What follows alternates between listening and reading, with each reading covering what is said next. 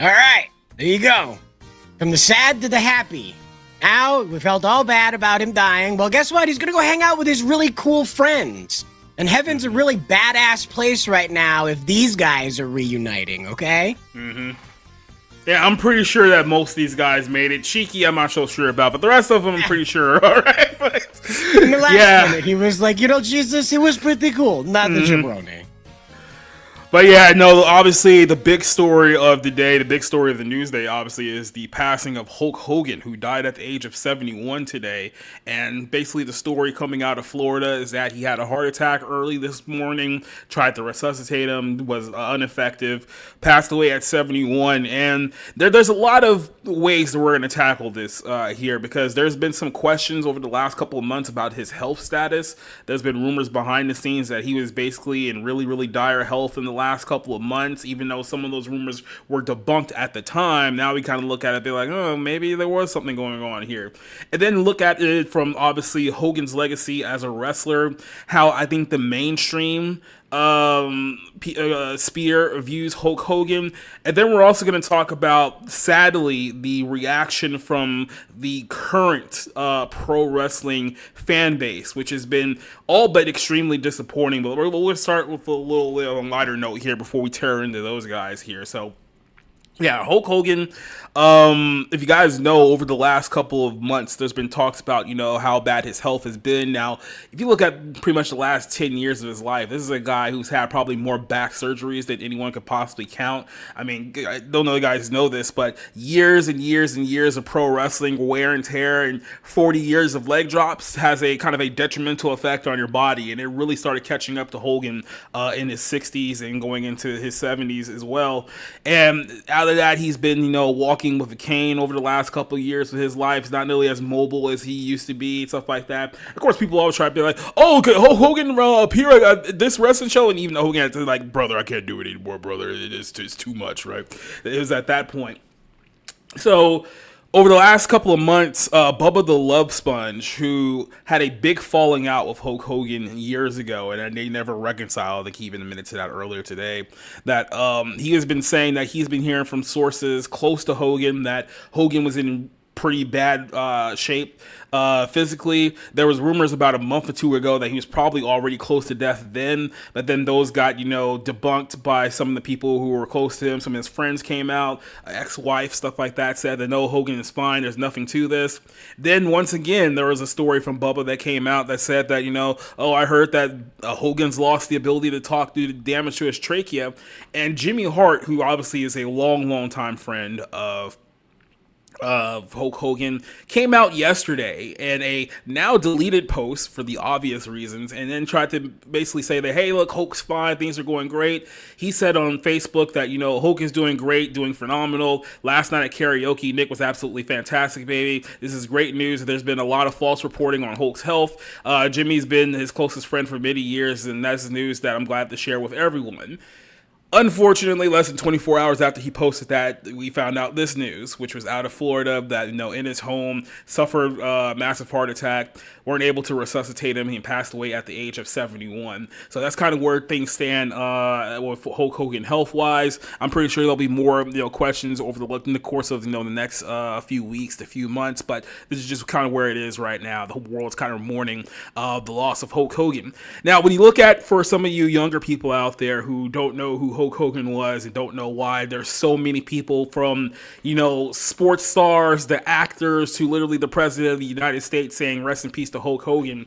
Hulk Hogan, I'm not even being like hyperbolic about this in any way, shape, or form. There was a time period in this country where Hulk Hogan was America. Like, seriously, like Hulk Hogan was probably the biggest cultural mascot of the 1980s. And he was a wrestler who, had the famous, balding hair and goatee and bandana look for many years. But in the 1980s, Hulkamania was a cultural phenomenon that literally took over all of mainstream culture during that time period. I mean, the first WrestleMania, if you recall, it was the lead up to it. It was him and Mr. T, and they had hosted Saturday Night Live. Now, at that time period, a pro wrestler hosting Saturday Night Live was completely unheard of, completely unthinkable. It's like, why would a pro wrestler get such a a high honor. That's how big Hulk Hogan was.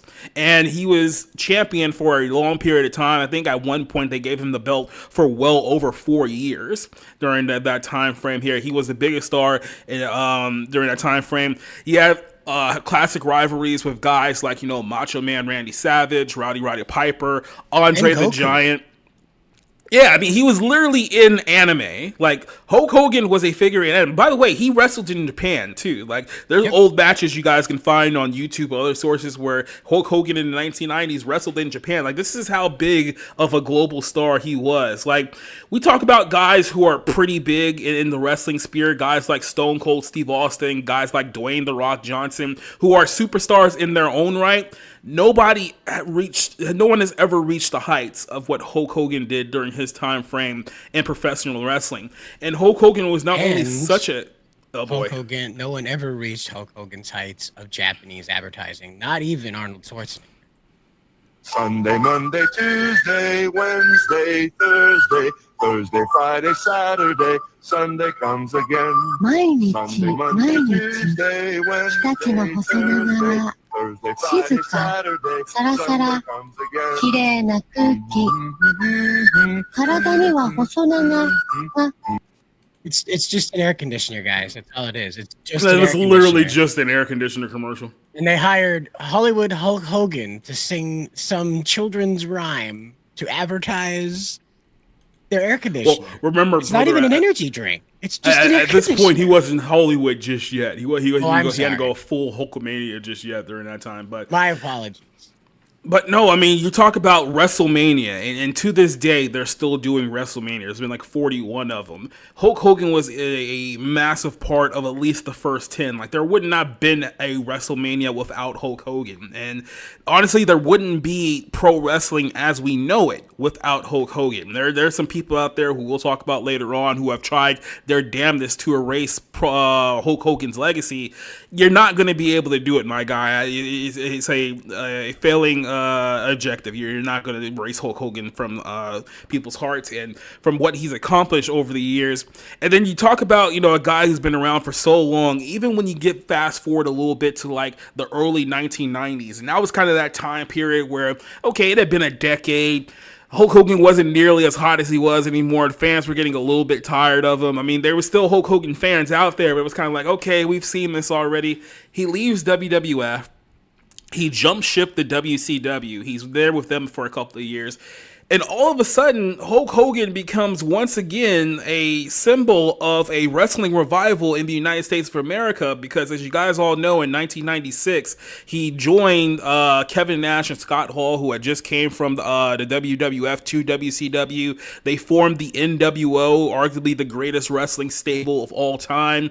And once again, we're in another wrestling boom period with Hogan, Hall, and Nash as the forefront. And this time, we got to see Hulk Hogan as a bad guy, because it was something that we hadn't seen before that, where for so many years in the 80s and the 90s, he was the good guy because everyone loved Hulkamania. Now it was like, well, what if Hulk Hogan turned evil, brother? What if he turned heel? And all of a sudden he started wearing the black and the white instead of the red and yellow. He starts coming out the Jimi Hendrix and Voodoo Child. And all of a sudden we got another wrestling boom on our hands. And Hulk Hogan is still the center of professional wrestling once again. And that led to the Monday Night Wars. It led to the Attitude Era. So for a 20-year period, he still reigned and ruled in the world of professional wrestling. Now, you think at this point, it's like, okay, Hulk's almost 50 now. Like, we've seen Hulkamania for so many years up to this point. Like, well, what more there's no more we can do here, right? Well, not so fast, my friend, because in the year 2002,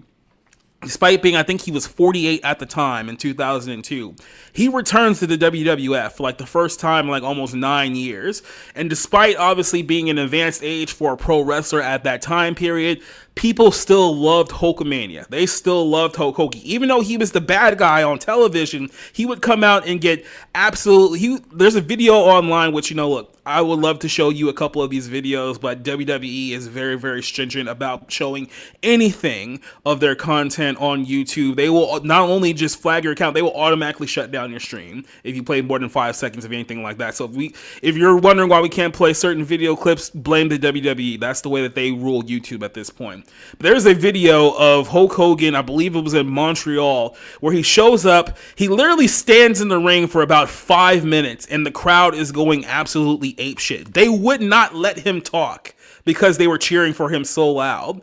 That's how much power and that's how much draw Hulk Hogan had. So Vince McMahon saw this and it was like, okay, you know what we're gonna do? We're gonna do Hulk Hogan and The Rock at WrestleMania 18. And the idea is that it was the icon of the past versus the icon of the present, right? So you get Rock versus Hogan at WrestleMania 18.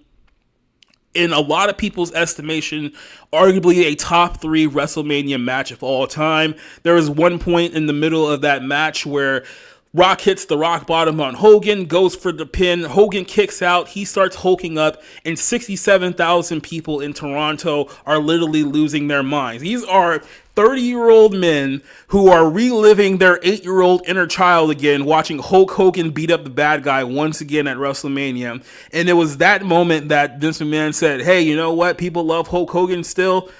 Let's give him another title run. So the last picture that Sider had up there of him and Triple H, he wins the world championship at 48 years old, and everyone loved it because that's how much they loved Hulk Hogan. That's how much they loved Hulkamania. So these were Hulk Hogan's impacts over the wrestling business for so many years will never be touched by anyone. It doesn't matter who you try to throw up there. I mean, look, Stone Cold Steve Austin was a megastar for his time period, but his time period was pretty brief in the grand scheme of things. Like, he was only on top really for about 3 or 5 years, and then he was gone. Injuries got to him. The Rock, you can make an argument that The Rock ascended popularity. The Rock was a guy who was super popular and became to the point where it's like, you know what, I don't want to do wrestling anymore. I want to do Hollywood. And that's where Rock ended up going there too. Maybe if he stayed a little bit longer, you can make an argument for him. But and then the people will say that, oh, well, John Cena's been around for 20 years. John Cena is big in the bubble of people who obviously grew up with John Cena during that time period. There's nothing that John Cena has ever done that's going to be as big as Hulk Hogan. It's just the way that it's going to be. Even with him being world champion right now at 48, his impact is nowhere near what it was when Hulk Hogan was champion at 48 years old. There's not no even one following in Hulk's footsteps, to call it that way. It's not even going in Terry's footsteps. It's a vastly different and underwhelming, comparison. Yeah, it's a major step down. Yeah. As much as people try to find a second to Hulk Hogan, you're not going to find it. There's only one Hulkamania. So here's, I want to show a few posts here from people all over the spectrum of entertainment. I do want to make a note before we jump off to that one real quick. The thing that a lot of the analysis is missing about him is when you tear back what you were talking about, is that to make this a very simple kind of one-to-one explanation, for the MCU, Robert Downey Jr., whenever he showed up, revitalized what the MCU was doing. They pulled him out like a rabbit out of a hat to remind everybody that, the MCU still got some gas in it, just like they've done again. Now, Hogan was done the same way. He's very much the Iron Man of what happened with that. Now, you had, who was the Captain America in this equation? That would be Stone Cold Steve Austin. Everybody liked him, but when he was gone, he was gone. It was over. He was replaced. Now, The Rock, I would say, is more like Jonathan Majors. A lot of energy, a lot of expectation, poof, gone. Abruptly, poof, gone. Yep. So you got a lot of the future of Marvel there, the future of wrestling. You see the parallel? And so I think that that's what a lot of people kind of miss about this, because in our modern age, we don't really have any comparison to this dynasty in wrestling. So I really think that kind of encapsulates it, is Hogan is the Iron Man of WWF, World Wrestling, whatever you want to do, American-style professional wrestling. He is the Iron Man, Robert Downey Jr., the Mac Daddy. So, like I said, it's just a crazy time period that just can't be replicated. There's no way you can get a guy like that who, this is a guy who you can argue brought together 3 generations of wrestling fans. Like the 80s group, the people in the 90s, and even in the 2000s, he still had big prominence there. Remember, after he left WWE, I think sometime in 2005, he went over to TNA for a handful of years too and helped them out over there. Oh man, that was a thing for a minute, wasn't it? What? TNA. It's still around, believe it or not. Now, I know that that's a shocking statement because no one really watches TNA. Because, I mean, I'll tell you, what channel can I find TNA? And then everyone just goes stone face because it's like, exactly. That's probably where you get down to here. But, yeah, so here's another guy, Ric Flair, Ric Flair's had his own bouts with bad health over the last couple of months, too. I think they just got treated for skin cancer not too long ago, so... Dude, Ric Flair has outlived a lot of people. Like, I know we're talking about, especially if you guys are older, you're from that 80s generation of, WWF. A lot of those guys are no longer with us. Like, the overwhelming majority of those guys are no longer with us. Ric Flair is still here. So Ric Flair is experiencing the quickening right now. There can only be one old-timey professional wrestler with a questionable background. Only this one. is a man, Ric Flair, who survived a plane crash, like a legit plane crash. He survived heart surgery after years of alcoholism. Like, this guy's been around for forever, living. And most importantly, Jacob, he survived helicoptering his penis in a bar. Yeah, right. Not many men survive that, by the way. And somehow didn't get canceled. Right, that's the most important part. That's how they survived it. Most men don't. Little did you know. You go helicoptering your penis in a bar, you're dead. And on a plane. Nature boy. He did it a few times. There was a few times, so there was more than one. Like the plane's crashing. He's like, hold on, guys. I'll get us out of this. Yeah. But so here's Ric Flair talking about the loss of Hulk Hogan. I'm absolutely saddened to hear about the passing of my close friend Hulk Hogan. Hogan has been by my side since we started in the wrestling business. A credible athlete, talent, friend, father. Our friendship meant the world to me. He was always there for me when I didn't ask him to be. He was one of the first ones to visit me in the hospital when I had a 2% chance of living. He prayed by my bedside. Hulk also lent me money when Reed was sick. Hulkster, no one can compare to you. Rest in peace, my friend. There's a lot of these that go around here, like I said, from people both inside and outside the business here. So let's go and just run through a few people here. Here's Justin Kelly with his Hulk Hogan tribute here. Because I'm not one of these everything was better back in my day people, but you can't properly describe just how different the 80s were and what we have now. It was fun, patriotic, and ridiculous, over the top. It was wonderful. Hulk Hogan was a part of it. I want to point this out here too. It's like, again, unless you actually grew up in the 80s, you just can't understand that time frame.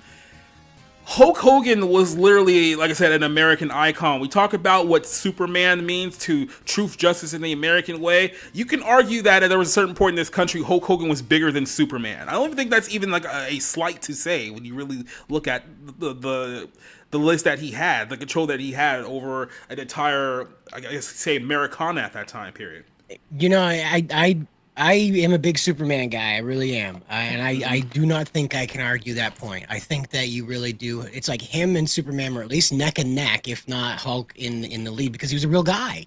He could go and like be on television. Like he could get interviewed in news. And he was constantly. The guy was going to local news stations and being interviewed by the people there. If anything, he had an addiction to being on camera. Yeah, a big one, right?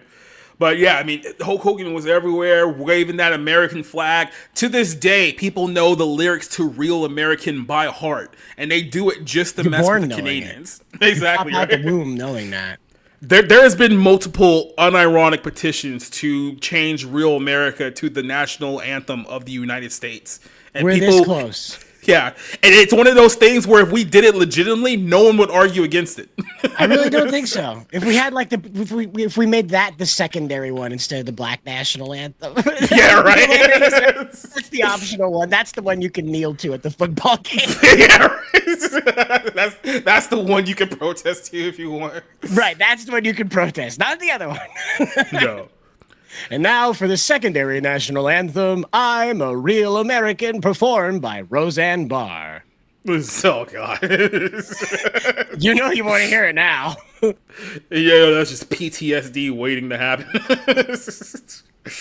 Here's Lee Greenwald. To our hearts with the Hogan family, millions of fans, friends, all across the world, we mourn the heartbreaking loss of the Hulkster.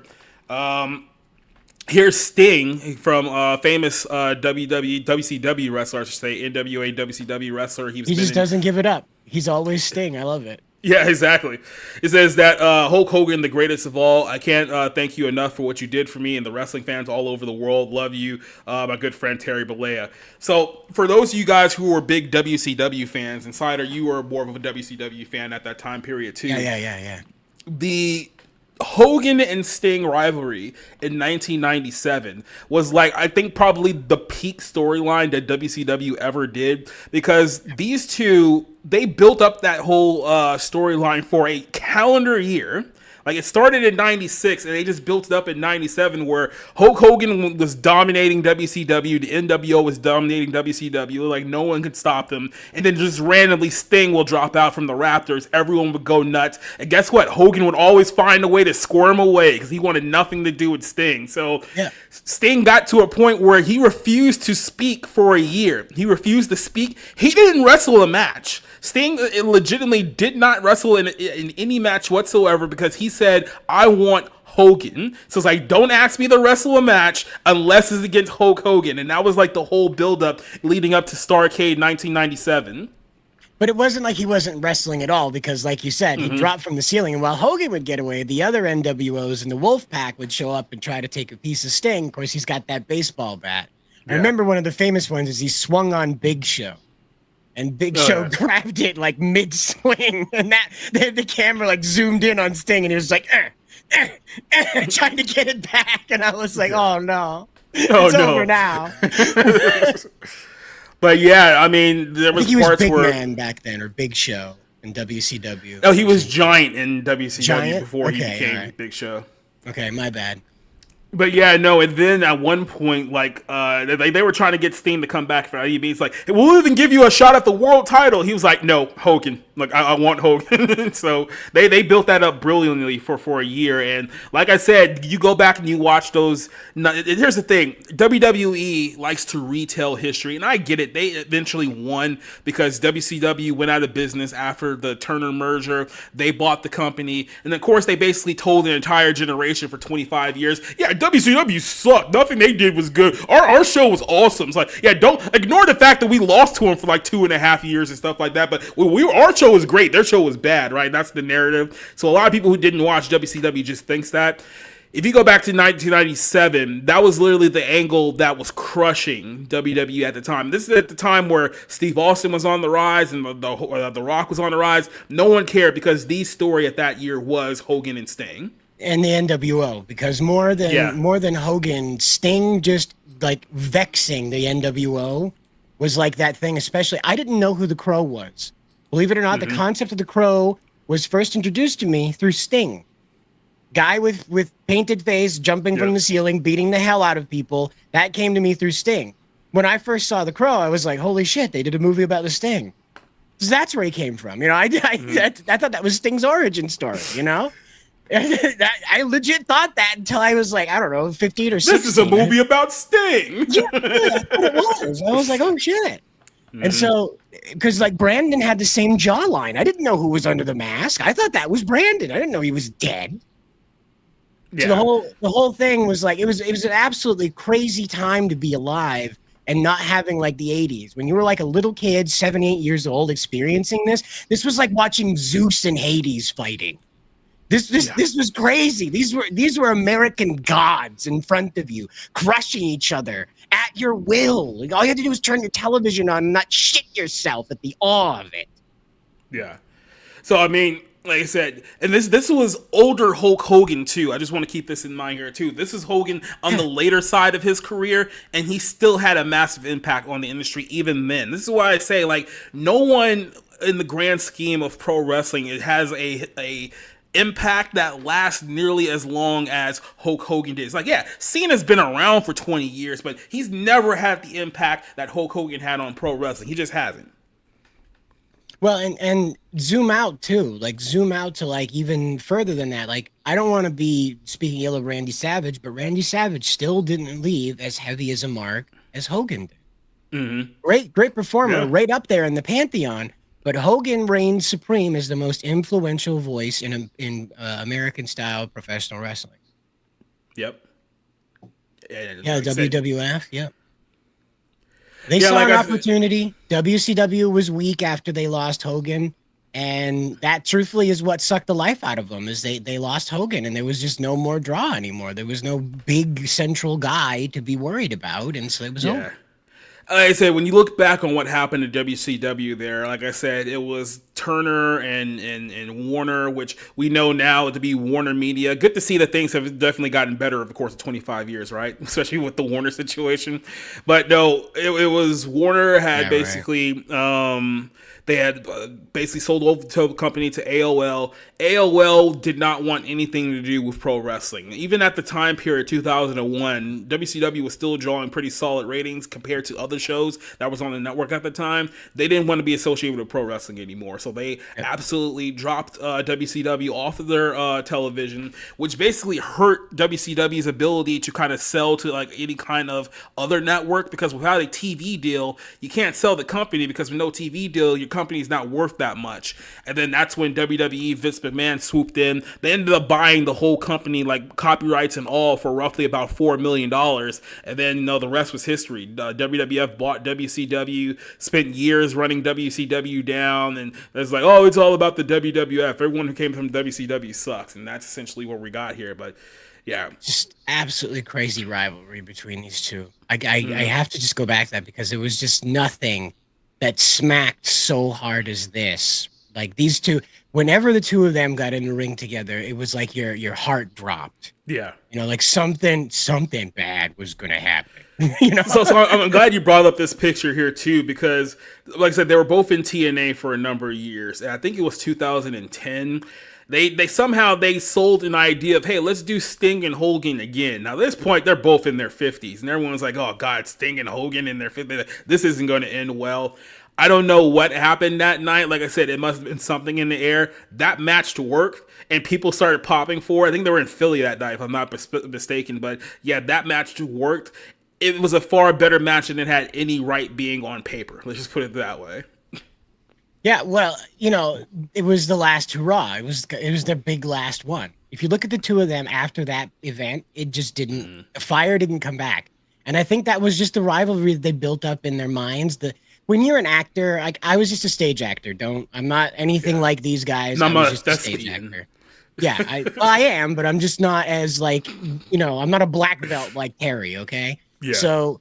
When you're an actor, I was a method actor, so I would learn other people's mannerisms and speech patterns in order to become the character. I would build a psychology that had nothing to do with the play in order to give me a worldview that made me sound convincing when I was talking, so that I didn't sound like some random teenage asshole trying to tell you about Shakespeare, And so this is what you could do, is that over a year, you build in your mind that this guy's the target, but that's the kayfabe. And all you got to do is flip that switch just once and tell your brain it's not kayfabe today.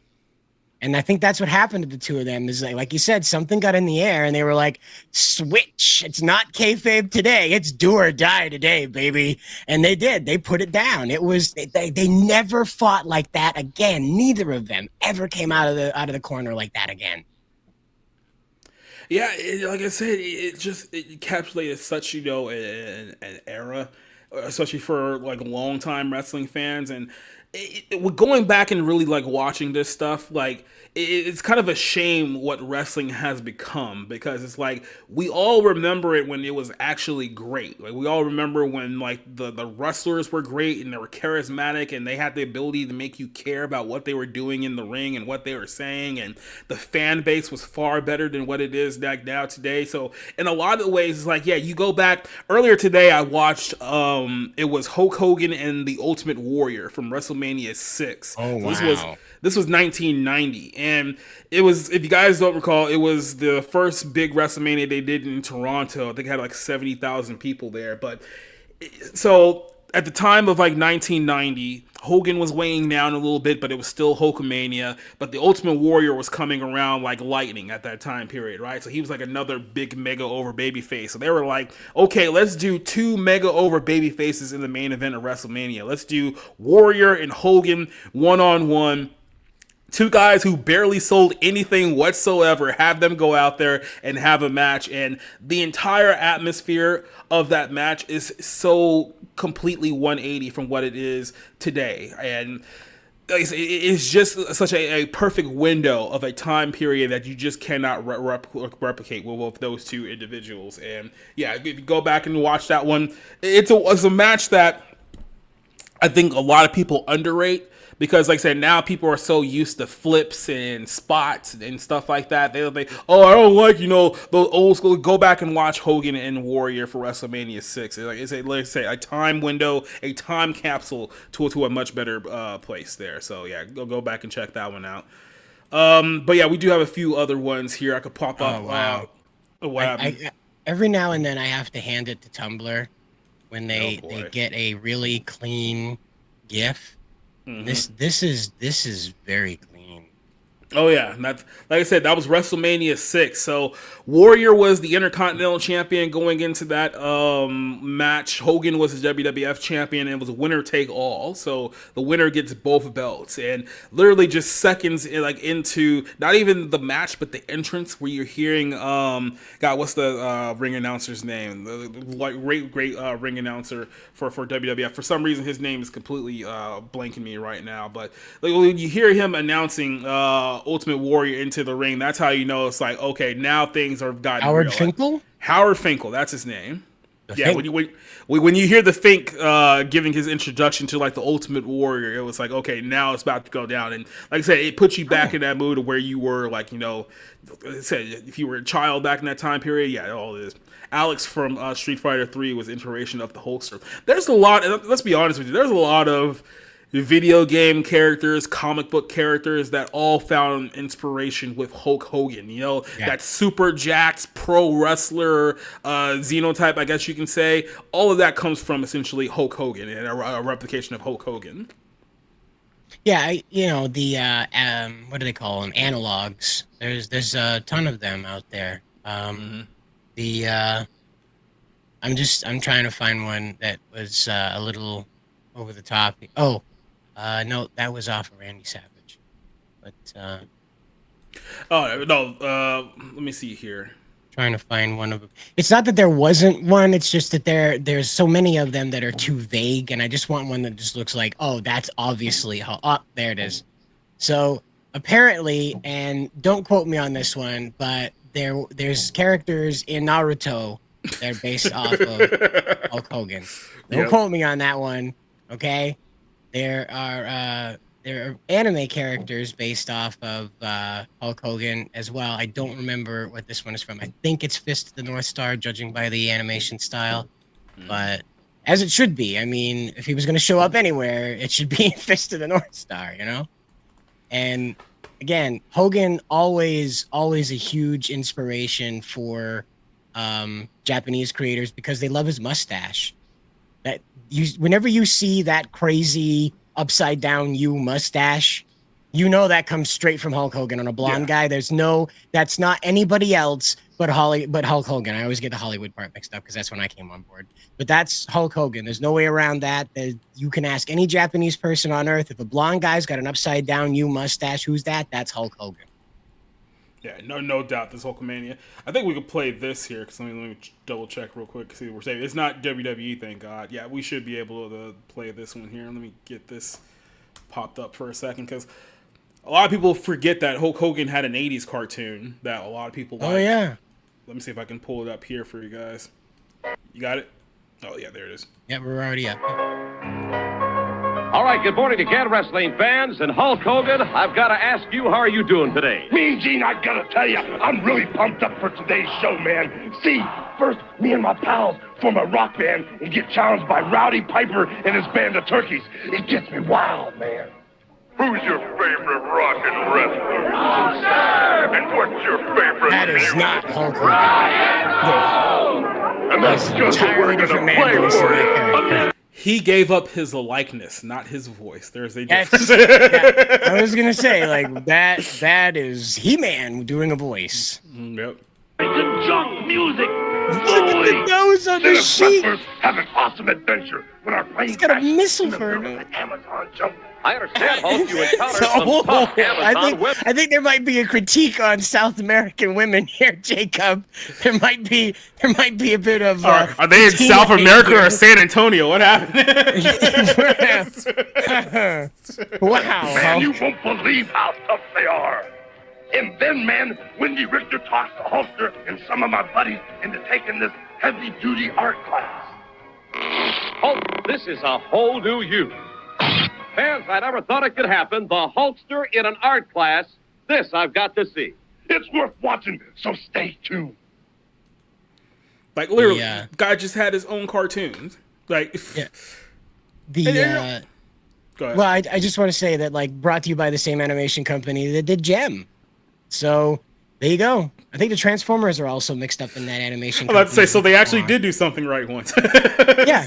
Well, again, I mean, like the thing that like a lot of these shows suffered from is they stayed way too close to the original concept of where the people came from in real life. That's where a lot of these shows fell apart. Is like Rambo the cartoon was a little too, a little too much. Rambo, Too not enough. on the nose. Yeah, So like the Jackie Chan adventure cartoon that came out in the early 2000s, that would have been a way better model for Hogan to follow. Like his cartoon should have been about globe-trotting and wrestling people for like mystic wrestling belts, enchanted belts. When you put them all together, you get the infinity belt or something. It should have been something to that degree, other than my other wrestling friends create mayhem briefly, but they don't go to jail for it because we can't have that kind of branding. So it's very, very, very awkward. Like they commit these crimes, but we can't put them in jail because that would be bad for their brand in real life. So they're just, you guys, don't go stealing lemonade again. So this was from earlier today. This was Ron DeSantis giving a tribute to Hulk Hogan, who was basically a mainstay in the state of Florida, especially over the last few years of his life. I know he went to a lot of Tampa Bay Lightning games. They won a couple of championships during that time period. I think he was Colby Covington, which we'll get to him later on too. Hulk Hogan, one of his final public appearances was in the UFC where he walked with Colby Covington and they did his whole theme song and entrance and all that stuff. That was pretty interesting. But yeah, here's Ron DeSantis talking about Hulk Hogan. As a Floridian, as somebody that grew up in West Central Florida, I was sad to see the news that Hulk Hogan passed away today. He was a major icon for anybody in Gen X. I can tell you, growing up then in the 80s and particularly the early 90s, he was really big. And he actually really was a star first before even he was Hulkamania, but when he was Thunder Lips in Rocky 3. And that was like a huge, huge deal. I mean, obviously that was a great movie franchise with Sylvester Stallone. So he was Thunder Lips, and then a couple years later became the World Wrestling Federation heavyweight champion. And, as a young kid, I'm growing up and it's like, that was like somebody's like, wow, that's our superhero kind of deal. And the fact that he was from a Tampa Bay area when I'm growing up there, I was like, oh my gosh, like this guy lives in our area. And, back then when they would do these big events like WrestleMania, you could go to it, which obviously I wasn't in a position to be able to go to. Yeah, because I don't know if you guys realize this, WrestleMania tickets are kind of unattainable at the moment. We talked about this on a couple episodes of 01 and the Bar Room for that matter, but WrestleMania tickets for the last one in Las Vegas were going from anywhere to about 10 to 30 grand per ticket. So, Well, and there's a height requirement, right? not for the wrestlers. Not for the wrestlers. For the wrestlers, yeah. No, tell me, if you were a wrestler and during this time, you would have a chance now because you probably be bigger than some of the guys that they got going on now. But I'm 5'7", dude. There's no. I'm Rey Rey Mysterio size, man. No, Rey Mysterio is like 5'3". You are bigger than Rey Mysterio. I've spent my entire life believing I was the same height as Rey Mysterio. No, Rey Mysterio is way shorter than you. Yeah. I don't Mind agree blown. with this. Yeah, I really don't. That's like a Coke bottle's height there, by the way. That's a lot. Yep. They didn't have even pay-per-view where you would pay for it to come on the cable. They had closed circuit, so you could go to like a venue and they would play it on like a really big screen. And so like the first few WrestleManias, I think, were like that. And I remember WrestleMania 3. He was up. Hey, stop. I'm get out of here. Get out of. And of course, there had to have been somebody there to try to ruin everything, right? Hazen. Don't worry. We'll get to those people later. We're saving them. We're getting through the good stuff first. But yeah, we will be getting to these people here later on during this thing. The closed Throw him circuit. out of here. So you would Don't give him go his and you would jacket. have that. Throw him out in the cold. And then you just kind of watch it. So I just remember like WrestleMania 2, he's fighting Andre the Giant. And look, I was a kid. I didn't know that it was choreographed, right? I mean, I was like really worried that he was going to be able to do, but he slammed Andre the Giant. That was like a huge thing for like kids in that era. And so, yeah, nearly broke the ring. And we were with him just a couple of months ago. My kids got to meet him and everything. So I was really sad to see that. And our thoughts and prayers go out to his family and people throughout this region of Florida, because I know so many people cared about him. Yeah, so that was Ron DeSantis earlier today, giving note to Hulk Hogan, who passed away. Someone else who gave his words about Hulk Hogan, Vince McMahon, someone who hasn't made a whole lot of public statements over the last couple of years, things going on with him, but he made a rare opportunity to speak about Hulk Hogan as the promoter who made Hulk Hogan a lot of money for a lot of years. He said this, we lost the treasure today. Hulk Hogan was the greatest WWE superstar of all time.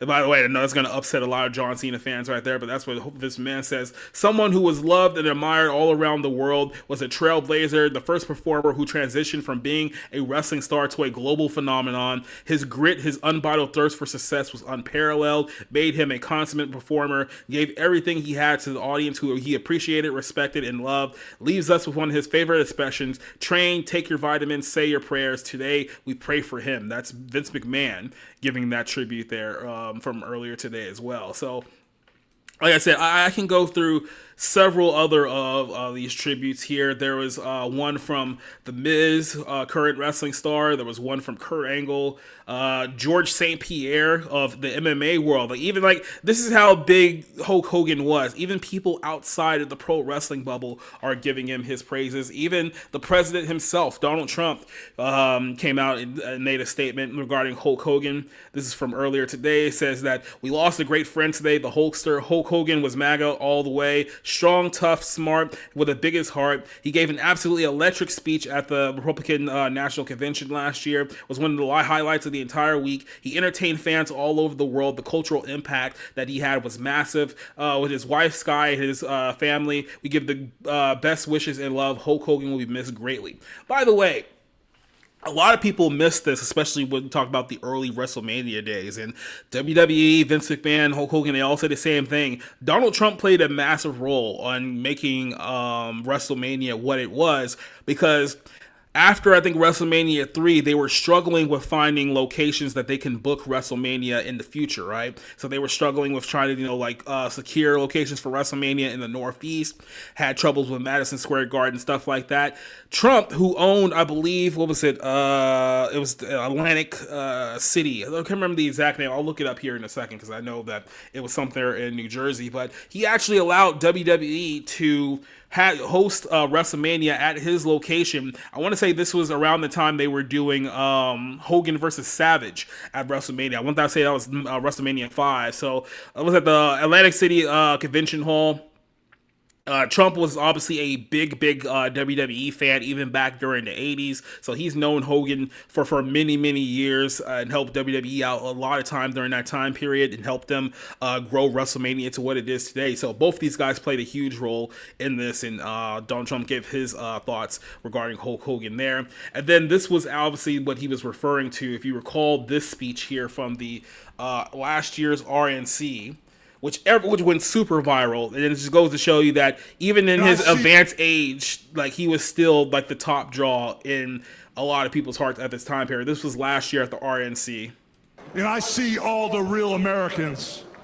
I think about how Donald Trump, his family was compromised. When I look out there and I see Donald Trump, I think about how his business was compromised. But what happened last week when they took a shot at my hero and they tried to kill the next president of the United States? Enough was enough.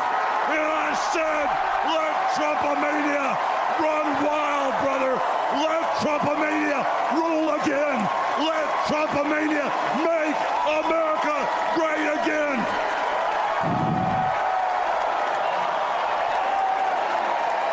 Even at 70 years old, he's still tearing up the t-shirt and cutting pro wrestling promos and causing everyone to pop. Well, and on the topic of this, we have a super chat here from Korn, and Korn says for $5 big fat American dollars, he says, if they mess with Hulk's legacy, they're a true piece of something. Piece of trash. Yeah, like I said, there are some people like that, and like I said, we're trying to get through some of the better points here before we address those people. Thank you very much, by the way, Korn. We appreciate that, and we agree with you that this is unnecessary. There are people out there doing this already, and it's absolutely unnecessary. Yeah. And like I said, even in the MMA world, there's Fight Oracle here saying if you're an early 80s baby, the death of Hulk Hogan hits hard. When stars, when I first started watching sports were Hulk Hogan, Mike Tyson, Wayne Gretzky, Magic Johnson, Larry Bird, Joe Montana, Lawrence Taylor, Bo Jackson. Like I said, you're talking about an entire generation of people. Like I said, this is big for Gen X, but even for a lot of us like millennials too, who grew up in that 90s period. Like you say, he affected multiple generations. Like I said, you're not going to get too many people here who can actually do that and pull that off. So that's one thing I want to show here. And then this is one other thing here too. Just a second here. We did find the image here that compares from Street Fighter 3 with Alex. This is one of the most famous professional show wrestlers, if not the most famous, is Hulk Hogan. Just like him, the character Alex of Street Fighter 3 is a wrestler with blonde hair, wears headbands, and rips off his shirt before fights. And there he is against Hugo. I think that's who it is. Alex versus Hugo. And you can see where they modeled the character and where they got the showdown visuals that they wanted to. So it's hard not to see the parallels now that they're right side by side. So there you go. Proofs in the pudding. Proofs in the pixels. So I wanted to show this here too, because this is obviously a big part of like the whole Hogan conversation, and it's over the course of the last couple of years, Hogan has had a pretty interesting ride to faith as well. And a big part of his last couple of years here on the world was that, he turned his life over to Christ. He had gotten baptized. He had actually started speaking pretty profoundly about, his faith in Jesus Christ. Started wearing a cross, wearing like John 3:16 t-shirts. And this is one of the final interviews that he did. This is about a year ago. He talked with CBN talking about his faith here. And the only context I want to bring here to this is that, look, I want to make it a kind of a bigger overarching thing of like all the celebrities who have passed away, because there's been some big name celebrities who have passed away in the last couple of days as well. But with Hulk Hogan, there's always the people tend to ask the question, well, was he saved? Did he know Christ? Stuff like that. Well, this is Hogan's faith journey in his own words here, so I'm gonna let him speak for himself with a little bit of video here.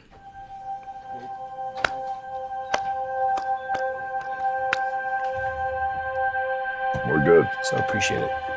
We were good. He's master of the grand entrance, whose presence still holds attention. Oh, man. I'm all pumped up, maniacs. Hulk Hogan here. Terry Bollea made the name president with unmatched success and global recognition in sports entertainment. A larger-than-life icon that transcends wrestling, saving his biggest splash not far from his Clearwater Beach store and restaurant. Public baptism. Mm-hmm. You've said the greatest moment of your life. Yes, without a doubt. Terry, what did that mean for you? It broke down that fourth or fifth wall to tell people the truth about my Lord and Savior, how, you should look at things or how you should care for people and not judge people. And it set me free. It wasn't that perfect vessel that I should be or should have been. Once I was baptized, I felt I was all anew. It really was a major pivot in my life. I want to point this out here too. Like, this is a man who lived a long, long life. And look, there's obviously people in the wrestling industry who would have negative things to say about Hulk Hogan, and we're not going to sit here and pretend like he was a perfect person throughout his entire life. I'll also say this here as well. He damn sure wasn't the worst person in pro wrestling history as well. You're talking about people who committed double murder. You talked about people who have committed so many instances of sexual assault, killed people, beat their wives. took drugs, all kinds of full things.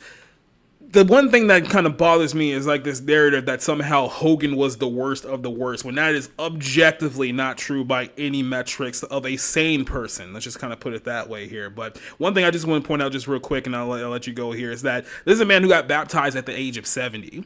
So it's never too late until it's too late. And that's one thing that I find very, very important here. This is a guy, like I said, got baptized at 70, passed away a year later. It's like sometimes God's just waiting for you to come around, not the other way around. So I thought you were going to say something there. No. All right, so I'll go back to the video here real quick.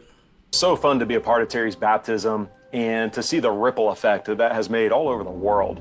He had people in Japan calling him just a couple of minutes later. This is the way that Christians go public in their faith, and he felt it important to do what Christians do. Hulk Hogan, what does the person of Jesus Christ, Terry, bring to you? That God presence in us, that still small voice. So what Terry brings to the table is a meat suit, a meat suit filled with the Spirit of Christ, and it's a testing ground for me. I accepted Christ as my Savior when I was 14, but I derailed. It wasn't my life. He has given me the opportunity to prove that I'm faithful, and I'll never make those same mistakes again. My faith, the momentum was overwhelming. There was nothing stopping me. What became the most draining to sustain the Hulk Hogan recognition?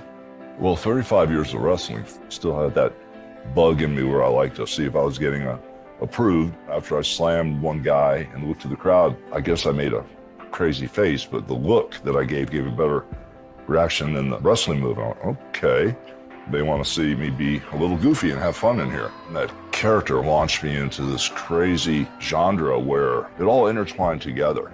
The character and the wrestling. But why the demand for your brand? I like that. Why the demand for my brand? I think it's generational trust.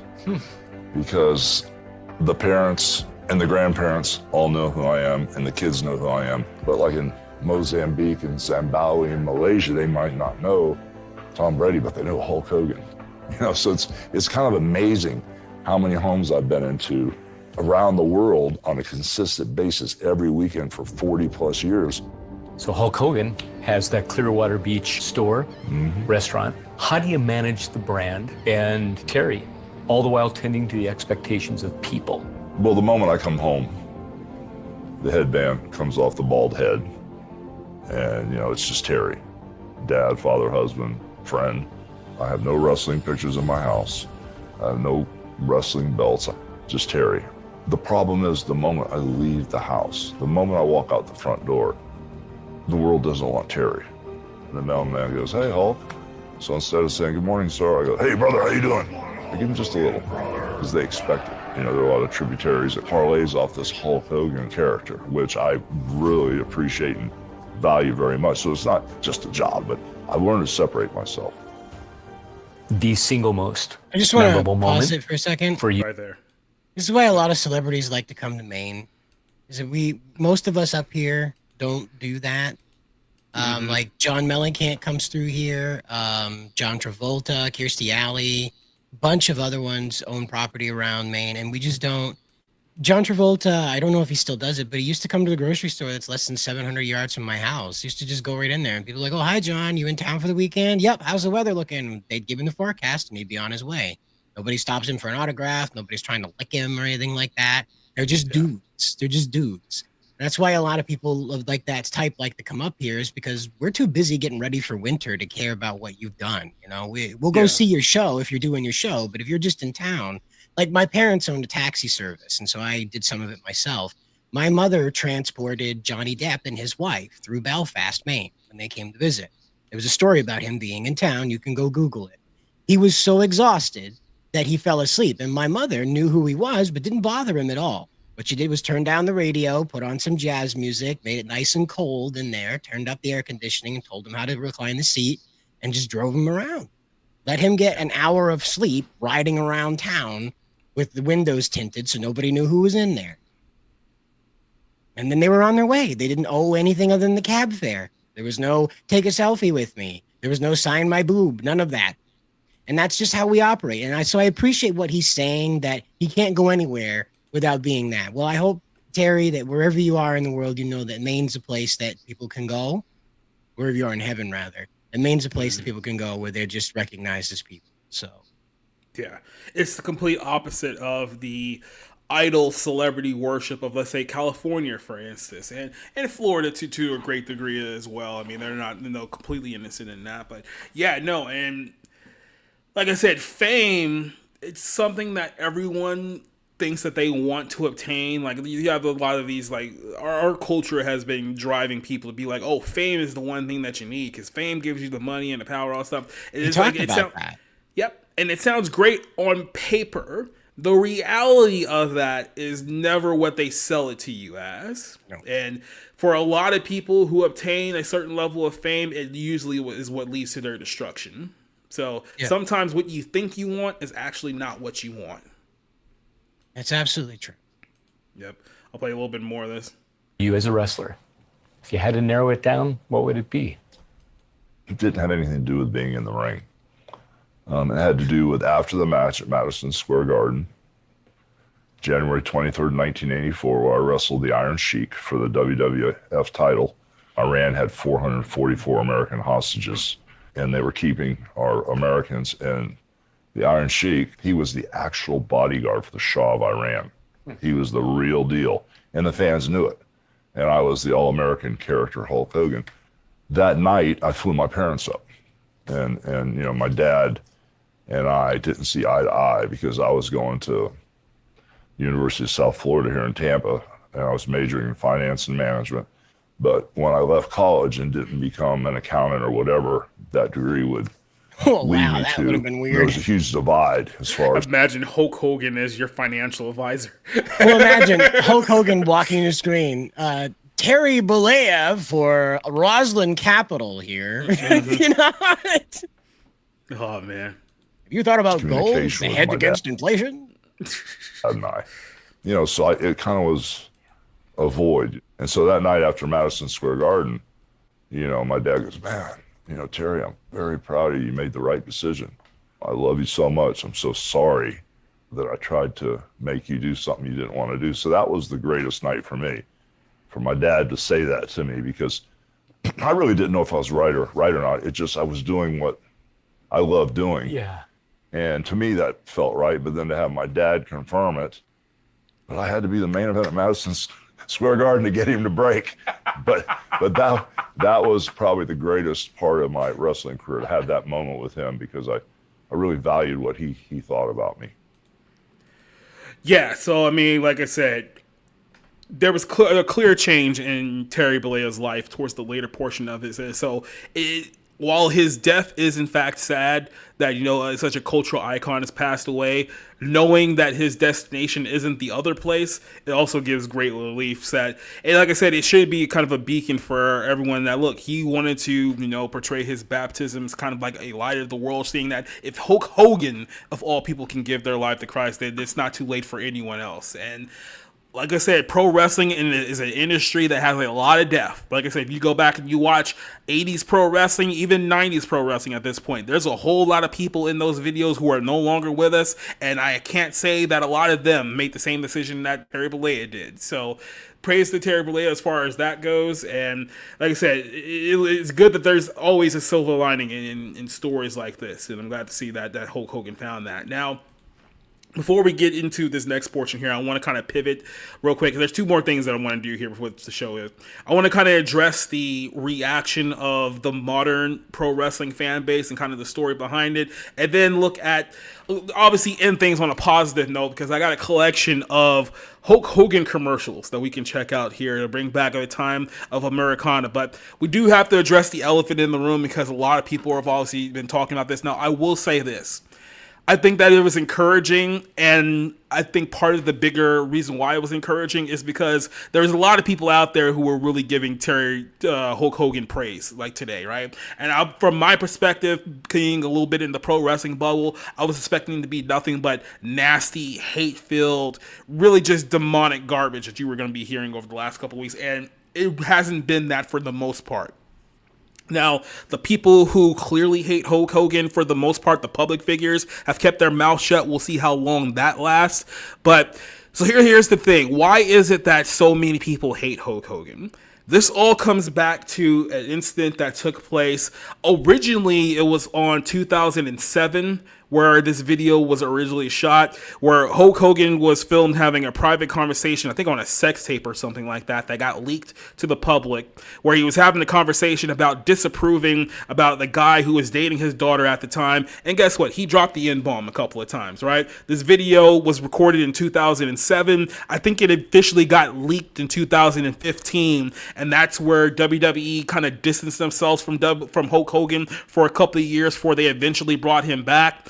But even when they eventually brought him back, the growing sentiment of the modern pro wrestling fan base and a lot of the pro wrestlers in the circle was that we're never going to forgive Hulk Hogan for what he said, even though it was back 20 years ago.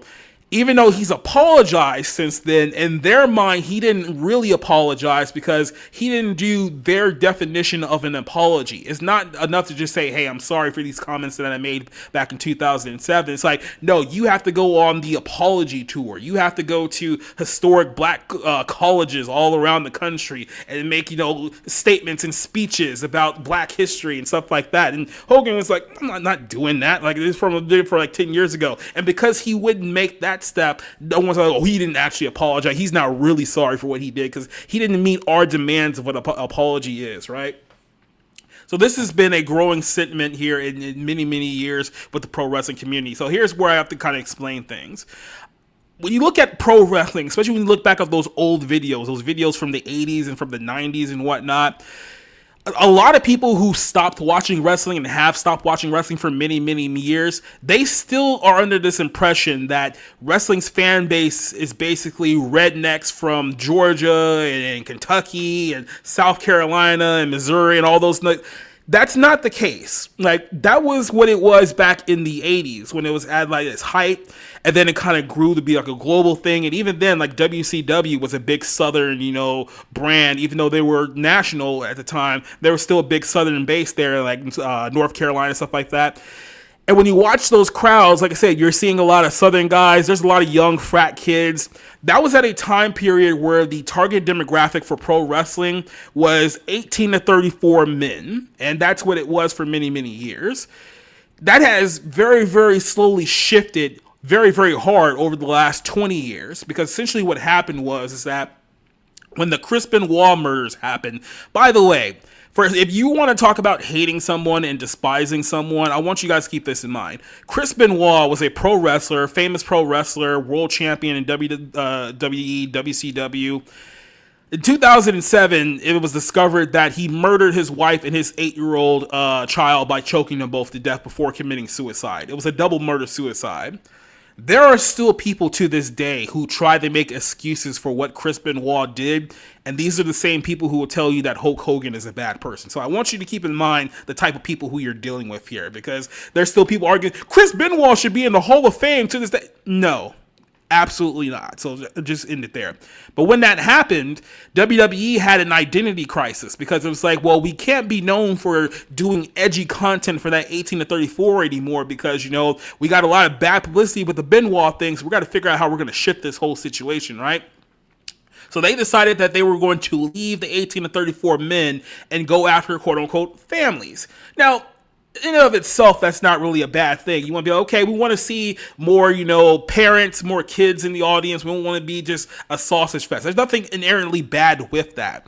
And as the court to that happened, the 18 to 34 male fans, they abandoned WWE in the mid-2000s, and then they shifted over to the UFC. If you guys recall, the UFC in the mid-2000s had a big explosion where everyone was going there. That was with the rise of The Ultimate Fighter and Chuck Liddell and Brock Lesnar and all those guys. So the old school pro wrestling fans slowly shifted up towards MMA, and that's where a lot of them are at this point in time.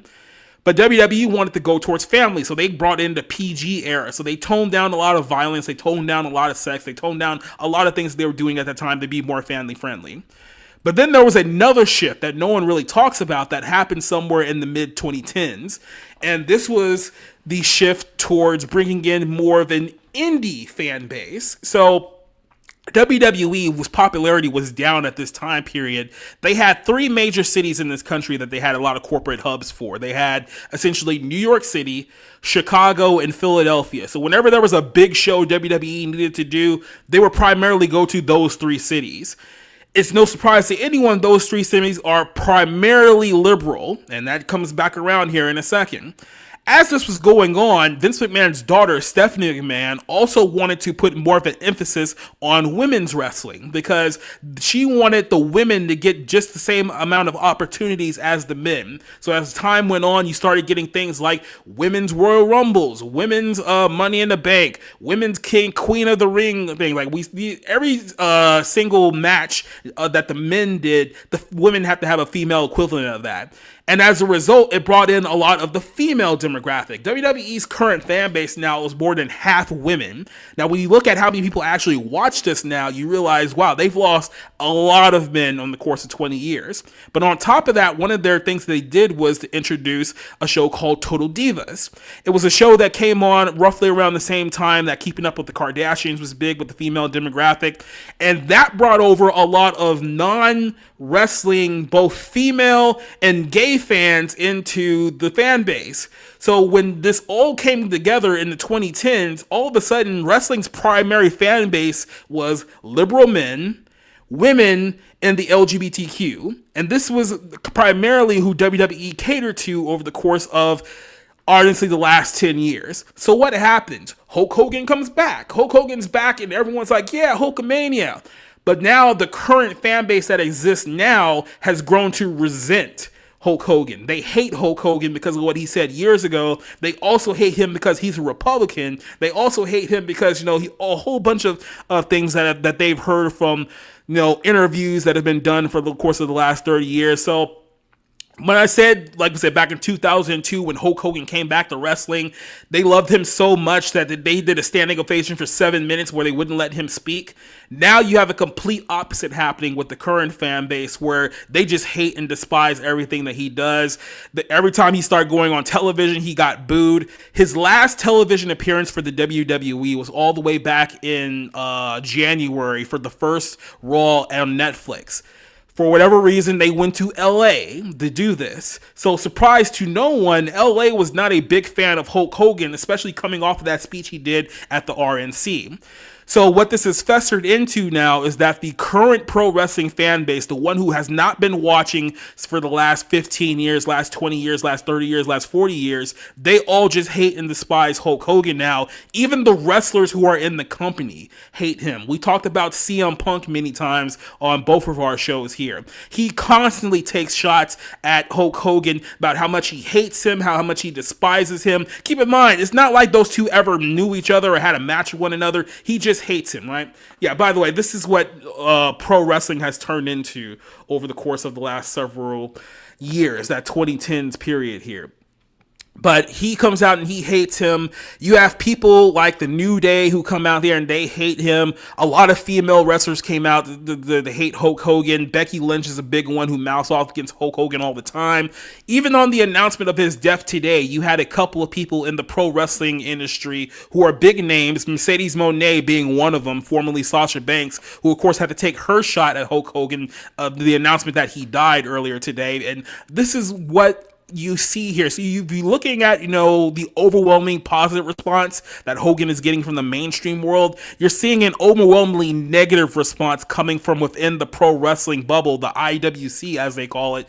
And it comes from specifically two groups. It becomes from the quote that I like to call Black Twitter, who, let's be very, very honest here, these are the same people who think that Hogan is a terrible person because he said the N-word a few years ago, yet they cried for George Floyd. Those are the people that you're dealing with. And on the flip side, you just have modern day left-wing progressive LGBTQ wrestling fans who probably started watching when Total Divas was a thing on E!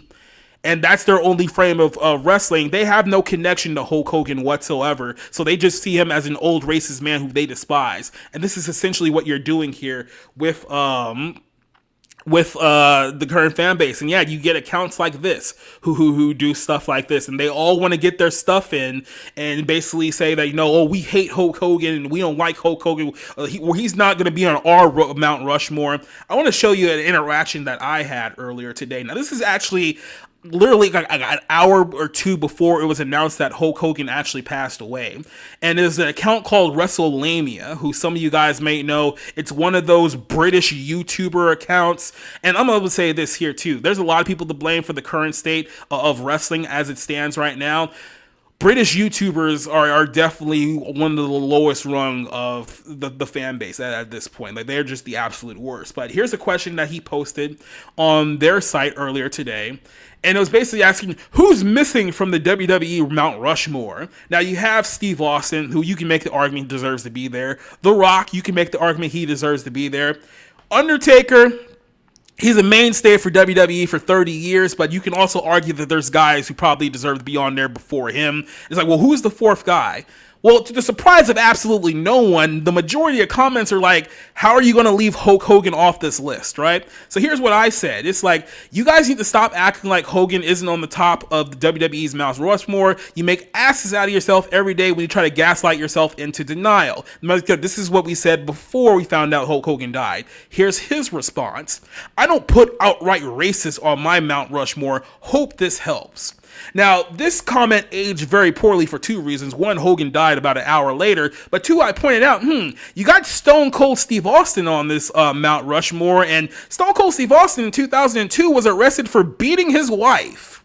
So apparently beating your wife is fine. You can stay on the Mount Rushmore if you do that. You just better not say a word that offends people. That's a line too far. By the way, Come on, baby. I just want out.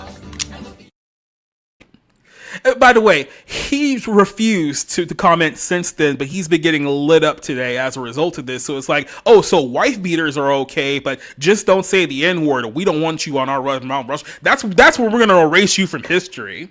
But these are the type of people that you're dealing with here. So yeah, if you've noticed a lot of very revolting comments coming from the pro wrestling circle, these are the people who are making them now. And in all honesty, as someone who is a longtime fan of pro wrestling, this is the type of stuff that really doesn't make me want to be associated with this community anymore in any way, shape, or form. Because I know the type of wrestling that we grew up with. I still know people who are very much in the fan base and whatnot.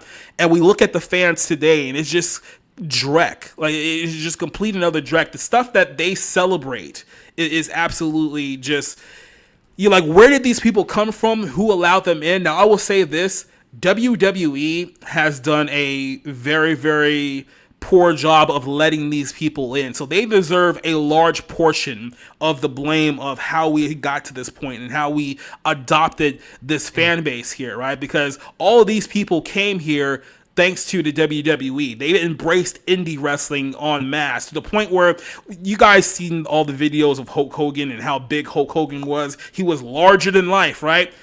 This is what the modern fan base of wrestling likes today. These are who the modern fan base is called the top guy. Is he a vegan? You think that I'm being funny. This guy name is Adam Cole.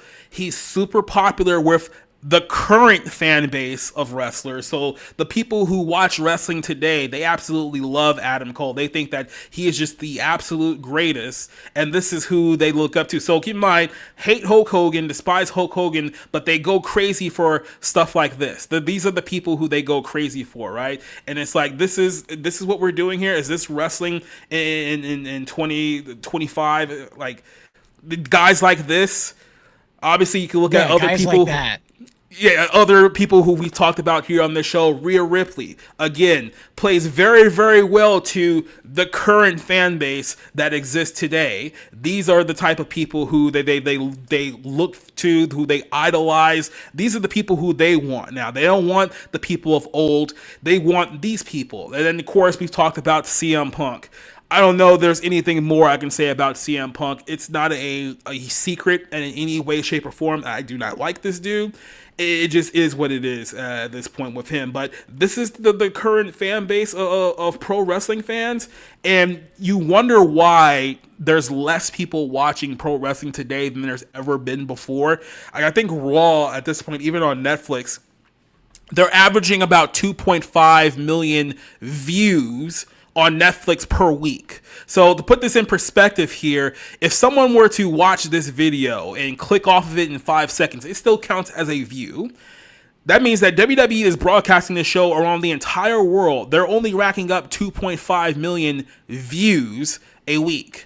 And then on their other show that actually is on television, SmackDown, you're probably only going to get about 1.3 million people who watch that consistently. I think they did an all-time low viewing not that long ago, 1.1.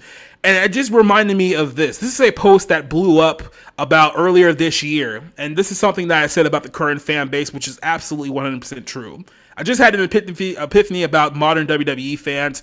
The current fan base hate and despises everything the company was built on. They hate Vince McMahon, which they despise Vince McMahon right now too. They hate Hulk Hogan. They hate the Golden Era, the Attitude Era. They hate the legends that came before them. They hate the women who came before them. Modern WWE fans hate and despise everything that was once deemed popular by the previous generations before them. And now these fans of the current corporate structure, the ones who WWE panders to the most, the fans who fundamentally hate everything that company was built upon. And here's an old photo of Hulk Hogan and Vince McMahon from years ago, and both of these are vehemently hated by the modern WWE fan base. And you're just like, how did we get to this point?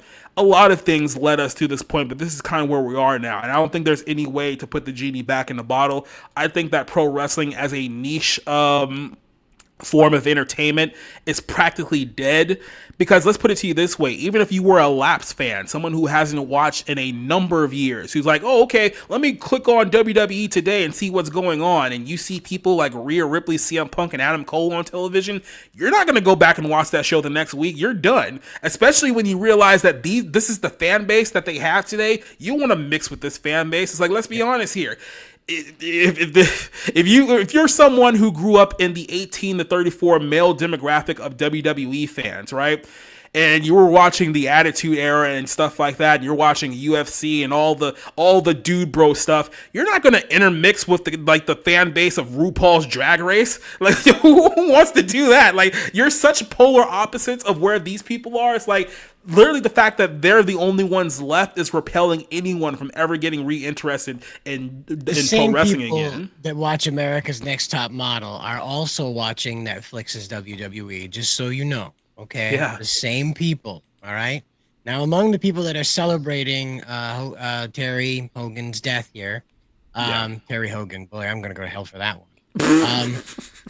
You have Yvette d'Entremont, whatever the hell it is here, some hoity-toity up her own butt lady. So it says, Hulk Hogan died. As a former Gawker writer, as are all Gawker writers, thanks to Hulk Hogan, I won't be the first or last to say, F that guy. Dance on any grave you want, but this one is mine. And so this lady is obviously reveling in the end of Terry because of what happened during that legal battle regarding, I believe, the sex tape or some type of defamatory statement made about it. So, as I mentioned, that sex tape leak, they were the ones responsible for it. It was a very famous court case that Hogan won, and it was literally the end of Dead Space and Gawker. So, Hulk Hogan actually took down revenge porn, right? Yeah. Yeah. Mm-hmm. Yep. Okay. Well, and that's that. So, you know, again, you're going to find a bunch of comments out there that are going to defame this guy and try to tear him down. And that's just the way of the world now. The internet makes people feel brave enough to dishonor their families that way. And that's the only thing I can tell you is it's going to make your block list a lot easier to fill up. Let's put it that way. So you see them, don't engage, just auto block. Because if they're talking that way, right, about Hulk Hogan as Americans, you got nothing in common with them to begin with. Just get rid of them before they piss you off on something else. And here's my thoughts on it too, because I thought a lot about this. Don't even bother getting mad and upset at these people. Let these people expose to you exactly who they are. Because keep in mind, in their minds, their twisted minds, they think that they're the good people. They think that in their mind they're genuinely good people. Let them expose to themselves and the entire world exactly who they are. Because like I said, the people who think that they're better than Hulk Hogan, that they're a better person than Hulk Hogan, are showing you right now that they are infinitely worse than Hulk Hogan ever was. And that's the takeaway, in my opinion, of all of this, is that people are going mask off with what they believe and see in the world. And I did want to show you guys this image again before we get over to the Hulk Hogan commercials, because it is a feel-good moment. We did talk a lot about this guy leaving the world, but he's entering a new one, and he's entering one hopefully populated with his friends from his long-standing career. And I'm sure everyone is happy to see him wherever he ended up. So. Yeah, but like I said, we've talked about those people. We've given them enough time here on this show. Hulk Hogan has a multitude of commercials that he starred in all over the world in the course of several years. So let's watch a few of them. Why don't we? Now, this is the one you showed earlier, the Japanese commercial, but we'll play it again because it's all in line with, the Hulk Hogan thing. Oh, yeah. Monday, Tuesday, Wednesday, Thursday, Thursday, Friday, Saturday, Sunday comes again. 毎日 Sunday, 毎 Monday, 日 Tuesday, 日立の Wednesday, 細長 Thursday, 静 Friday, か Saturday, サラサラ Sunday comes again. 綺麗な空気 They didn't even put a Japanese baby in that. I didn't notice that until just now, that they didn't even put a Japanese baby in that. That's really I was going to go another way. It's like, imagine having to be the Japanese interpreter who has to sell Hogan on what this commercial is all about. Like, you're the agent, right? And you have to be like, all right, man, all right, big man, we're going to hand you this machine, and you just got to sing this song. And then there's a Japanese agent that barely speaks any English, and he's trying to teach Hogan this song. That agent had to be like just rolled out of like a 72 Cadillac with a pack of smokes in his right pocket. Cocaine still caked to the underside of his coke nail. Yeah. Yep. が気持ちいいんです日立のビッグフローウェルネス Got a crazy for you, one for you, Hulkster. Oh, my ears! She's terrible! She's great. You're being too easy on her, Hulk. I like things to be easy. Like 10, 10, 220. Exactly. They had to have had blackmail on all these people. There's no way they got everybody to do a 10-10-220 commercial. And all calls up to 20 minutes are 99 cents. Easy and cheap. I'll have to try it. How much money were they making with collect calls back then? Alf, I can understand for 10-10-220, but like in the early 2000s, Hulk was still somebody who had to pay at least 10 grand to get on a commercial. Oh yeah, God. Thank you. I told you she was great. You should switch to decaf. Dial 10-10-220. In trying to make an artistic statement, one should be careful not to let one's personal aroma do the talking. In order not to offend the critics, I recommend Right Guard Sports Stick. Deodorant commercial. I was wondering where this is going. A sublime palette of odoriferous emanations. Surprised he didn't do a 5 gum commercial. A true artiste. There's still time. For his inspiration, not his perspiration. Right Guard Sports Stick. Yeah, like that time movies with that dead guy kept coming out. Hey, Hulkamaniacs, you proved that to the Hulkster. That seemed like the slam dunk, like, money train thing. It was like literally vitamins. Let's just do Flintstone vitamins with Hulk Hogan on them. It's like brilliant. Hey, it worked for Diddy. He just did it with ecstasy pills and Obama's face. Commando, one of the greatest movies the Hulkster's ever appeared in. Now I'm going to tell you about another big hit, the Hulk Hogan WWF Wrestling Challenge Game. By dialing 1-900-454-HULK, you can hear my daily Power Pack messages, giving you the latest scoops on the WWF. Plus, you can play my Hulk Hogan WWF Wrestling Challenge Game, where I'll be your manager for the match of your life. as you wrestle against the biggest and the baddest dudes in the WWF, like Ric Flair and The Undertaker and others. You could win and be eligible for a drawing for a great prize, including Call a now. grand prize and all Wrestlers are expense-paid trips standing to meet by me in to person. kick your Remember, ass. the cost of This the call totally is not a $1.49 scam, brother. For the first minute, and 99 cents for each additional I'd like to see minute. If Booker you're T under trying to 18, sell make sure people you have on your this. mom or your dad's permission. Oh, shuck it, duck it, What quack, you quack. gonna do with Suburban Commando and then Hulk Hogan WWF Wrestling Challenge game run wild on you. Tell me about your problems. No way, man. You called one of those numbers? At least I own my car. Jeez. I will say this. I will give our friend a little bit of a reprieve here. There was one time, I don't know if it was 10-10-220 or like 10-10-321, one of those like collect call commercials. I thought, oh yeah, well they're advertising on television every 5 seconds. I guess I'll just use that number to make normal phone calls. 1 month, we ran our phone bill up to almost $200. Using Whoa. Not realizing that there was natural cost to calling that number, and it wasn't even collect calls. You're it was the just a reason normal they phone- could afford Hogan. Exactly. Jeez. Yeah, so that's something that happened. I have a solution. 1-800-LOAN MARK, brother.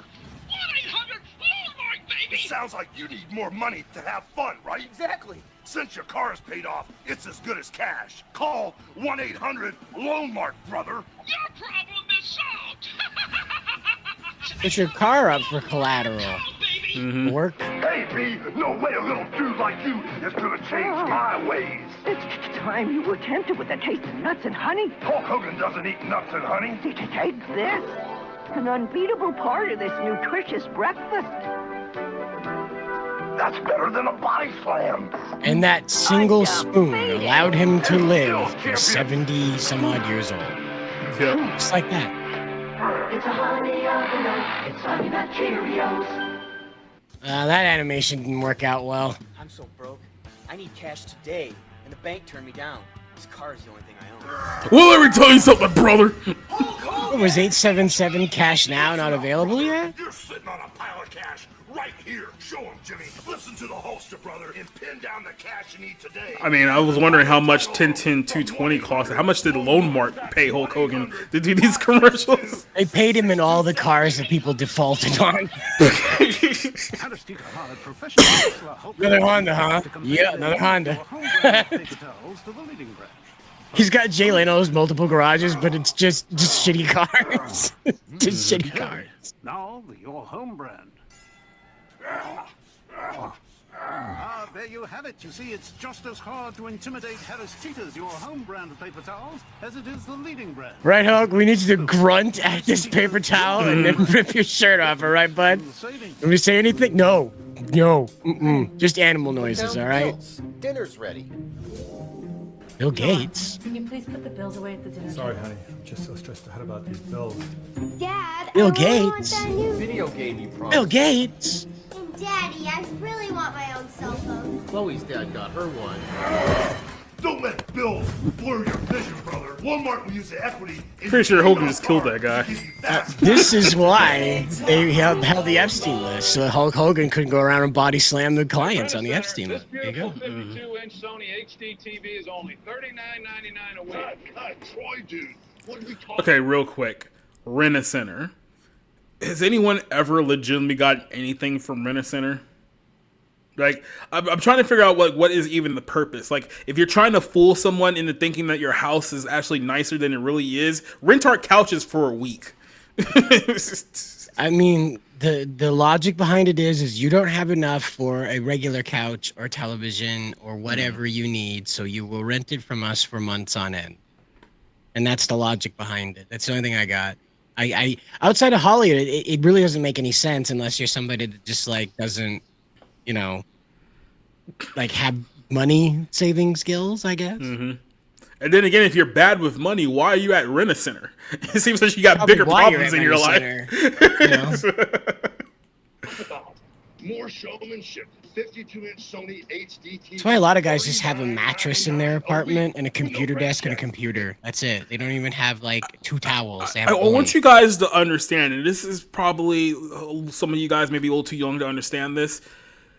HDTV, when it was first introduced, I think it was introduced somewhere in like the early 2000s, was so ridiculously expensive that the thought of even owning one, let alone the multiple, was unfathomable for people. So I want you guys to understand that this commercial is about renting a television that today costs like $88, but back then it was so expensive you had to rent it because you couldn't afford to buy it outright. Well, it was the same thing with the 3D televisions and all that, that whole situation. I prefer the square screen.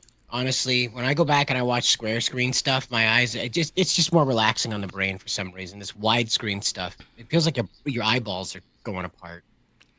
I mean, there's a couple of ways. If I had my own home theater system where I can turn up the noise as loud as I ever wanted it to, I'd probably go the projector route, if I'm being completely honest with you, because that one just comes off a little bit better to me. Doesn't that make the colors look all stupid and fadey? It depends on which projector you get. There are good quality ones that are beyond human affordability, but they do exist. They are out there somewhere in the volume. That'd be one hell of a way to watch a movie, right, in the middle of the volume. but it's like the concept is like you go to like what was it, Best Buy, or if you're old enough, Circuit City, you go there and they're selling these big TVs there, and the way they get you is that they're showing you these big, bright, and colorful videos on there that makes the TV like, oh my god, it's so bright and colorful, and it's like, that's not how it actually looks like when you get the television, right? But that's not actually how it looks. They literally created the companies create those videos to highlight the color hue of the television to incentivize you to buy them. Then you go home thinking that you're going to get, bright orange paint and yellow dandelions, and you come home and it's basically the same shit that you had beforehand, except for you just paid $2,000. And that's really all it is. Well, and also it weighs way more than you expected it to. Like, even those flat screens are deceptively heavy. You turn them the wrong way and they snap in half. Well, I mean, not only that, but I mean, we talked about this earlier. Those old TVs from like the 90s and the 2000s, like they were murder weapons. Like if they fell on your kid, he might die. Yeah. It was like a significant threat that your child dancing in front of the Barney tape, he might end his life doing that. It was just, I think that's truthfully why they had made us stay away from the screen. It wasn't that we were going to go blind. It's that they were like literally this television is going to crush you. Right, and it's just too long of a sentence to tell the kids. You just tell them, if you just sit too close, you're going to go blind. The kid goes, ah! It's like, we can't tell them the television is going to kill them because then they're not going to watch television. Right, and then we got to pay attention to them, and we're not doing that. So we're just going to tell them if they get too close, they'll get blind or get turbo cancer or both. Just make sure you're at least 6 feet apart, and you should be fine. Right, stay 6 feet away from the COVID TV. Yeah, 15 days to slow the spread. Just slow the spread of COVID TV. Yep. Satisfaction guaranteed, brother. Get this 52-inch Sony HD TV, just $39.99 a week for a limited time. $40 a week for a 50-inch television. Troy said that. Like, are you saying some racist things right now, Hulk? When you said brother, he says brother. I was like, you mean brother? I haven't been called a brother since I played on the Cowboys. Not the football team, by the way. Here's the stuff and seal the deal. Yo, Hulkamaniacs, it's me, Hulk Hogan. Wait a minute. Look. Brother, I was at Arby's. Why is iDubbbz doing a Hulk impression? That chicken tastes righteous. That's because it's not all pumped up with phosphates and fillers, which gave the Hulkster an idea. Maybe I don't need to be pumped up either. Who needs to be doing bench presses and deadlifts all day? Now all of Arby's chicken is made with 100% all natural, all delicious chicken. Try our chicken corn. This is not a good commercial. Melted Swiss. It'll have you saying. It's like it'll give you turbo cancer and you'll wither away to nothing instantly. What? It's a chicken aid sandwich.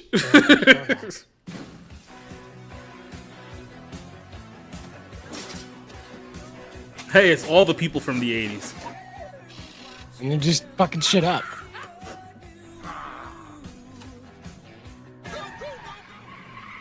It's time for... Look, Radio Shack no longer exists. But the fact that there was literally Radio Shack, a dying electronics store that did a commercial about relics from the past, it is kind of funny when you think about it in that context, right? Well, and if you just flash the date that they closed on the screen right now, it would appear as though that this is the last day and everybody got what they wanted and left. It was literally like, hey, look, this company's going under in 6 months. We're going out with a bang.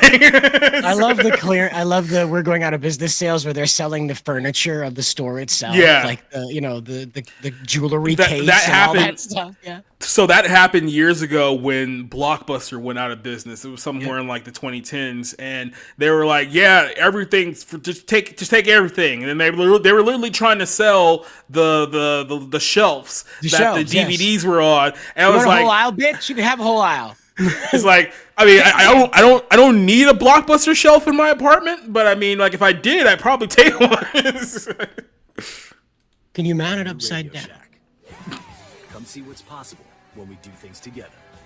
And then you just like craft your own Blockbuster at home, and then make it seem like, did you just rob Blockbuster? It's like, no, they gave it to me. I swear. I did, but they said it was okay because I was a chill guy. Yeah, they were like, it will write off in taxes anyway, so you're fine. No, he's chill, dude. He's chill. Let him have it. Mm-hmm. For all my Hulkamaniacs that have stuck with me through the thick and thin, train, said their prayers, and eat their vitamins, be a survivor, man. Don't smoke, it's a joke. Oh no, not crayon on the wall. Under stress? Got a mess? Is she drawing a dick? Hi. Whoa. Watch how easy. Look how the Pumick's Power Gel cuts through any mess. Right, someone's gonna have to tell her. No vapors or fumes. Someone's gonna have to tell her, yeah. To clean it just one. Either We don't own this place, honey. Either that or Sadie's gonna have a conversation with the FBI. Free. Permanent marker on Formica. The Epstein house. Oh shit! The secret is volcanic He just HH'd right there on a nationally distributed commercial. Properties scrubbed without scratching and naturally cut through your toughest messes. Is that the Russian national anthem I'm hearing right now? I love the post by like one of the meme accounts. It says, "Oh, you guys are posting HH because of Hulk Hogan." Me too. Me too. No, it's like the Star Wars meme. It's like, you mean Hulk Hogan, right? Yeah. Right?